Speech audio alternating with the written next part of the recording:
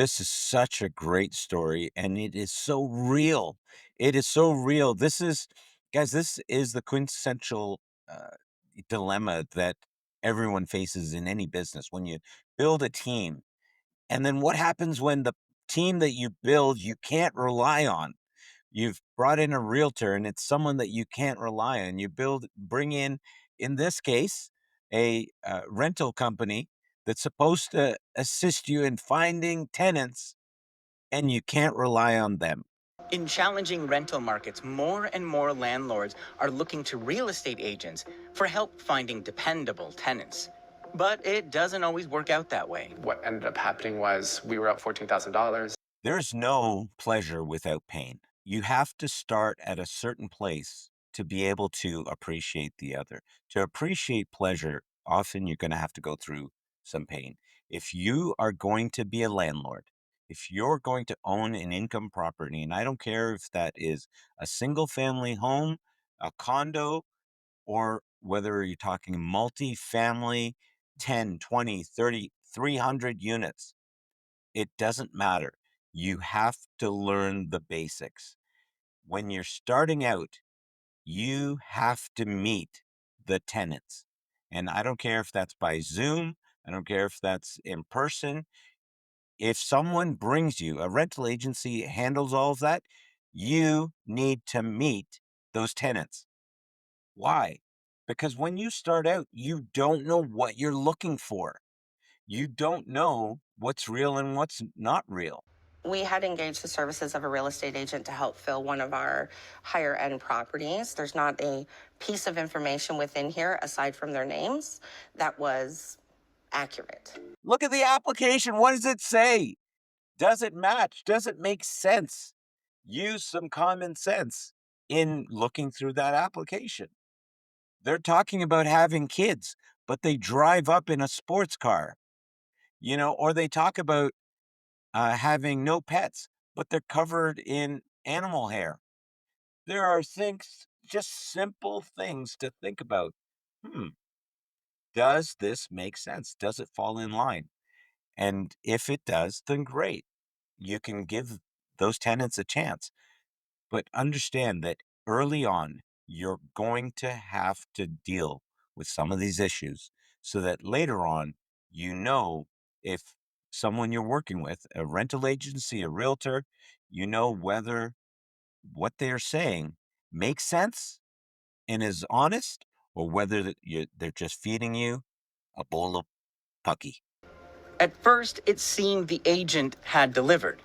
As a coach and his wife is a nurse, I found them, to be people that are responsible and good people, who are not going to cause any trouble, and that's what they promised. It was okay for a few months. Then in June, that's when things started to go down the hill, where he started paying rent, and he said, okay, you know what, next one, next one, next one. And if you look, He soon learned the wife who was listed on the application form as contributing to the rent didn't even live there, and none of his employer references answered. Then he got a phone call from another landlord. I'm going to tell you that the tenant living in your house was living in my house. I'm like, This guy that we're watching right here, an accountant. Everyone will tell him how brilliant he is because he's an accountant. Being an accountant doesn't mean that you know how to run a business. It means that you can account for ones and zeros. It doesn't even mean that you can account for your own money. This guy brought in his family, everyone, a couple $1,000s from his sister. It's a great idea. And he was not prepared to take responsibility for those dollars. The very fact that he went out and immediately tried to hire somebody else to do that job for him, to hire a tenant for him, he's not doing the work himself. Don't be borrowing someone else's money if you don't know how to do that job. Don't ask someone else to invest if you're not prepared to get dirty, if you're not prepared to do the due diligence. That's ridiculous. And that's how you get family to no longer trust you. They're going to lose thousands of dollars, tens of thousands of dollars, hundreds of thousands of dollars. And this is something you see time and time again when people have these wishes and dreams to become real estate tycoons. That's awesome. But it's a business, and you need to run the business like a business. It has a lot of opportunity. I don't want to crush everyone's dreams here, but guys, just think about this. Real estate has the opportunity to allow you to be able to learn on the job. There's a lot of flexibility. There's a lot of leeway. You can make mistakes and survive and keep going. That's one of the beauties of real estate. But it doesn't mean that you are free to just check out and delegate your responsibilities to someone else. Whoever you give that power to, you still own the responsibility.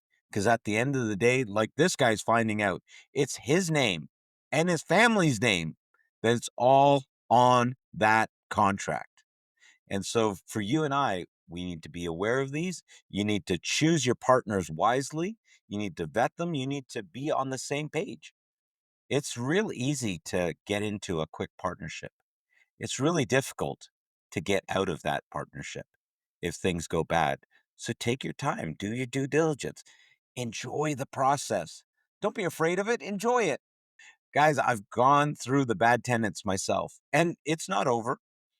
Before I die, I guarantee you I'm going to get more bad tenants along the way. And I'm probably going to do some deals that in I'm going to look at and go, "Oh man, I missed an opportunity here. I missed an opportunity there." That is part of the process.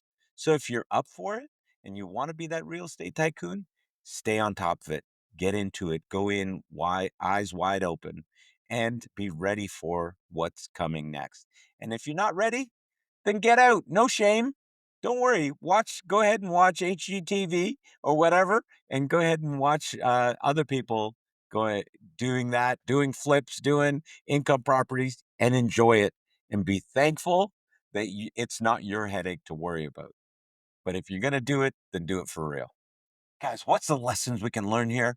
First of all, if you want to be in real estate investing, what does that look like? That means taking the time it takes to study, to learn, to build a team around you, lawyers, accountants, realtors, contractors, all of them. Get advice from as many people as you can. Pick people's brains. People love to give advice. Listen to it. Even if it contradicts, get as much as you can as you move forward in this journey. And if you can't do that, leave it alone. If you don't know if you can trust this realtor, go talk to another one until you understand who is on your team and is for you. Don't just listen to the people that want to make you quick money. This is not a game for quick money. And you can see that as we look through this video, the number of people that are facing hard times because they wanted easy money. And so maybe that's the lesson for this week is avoid the easy money, get to the work, enjoy the pleasure that comes from taking on the pain. That's this week's episode. Love you guys. I know you're going to rock it. Send me some messages. Let me know what's going on. This is another episode of the Four Horsemen Real Estate Podcast. See you next week.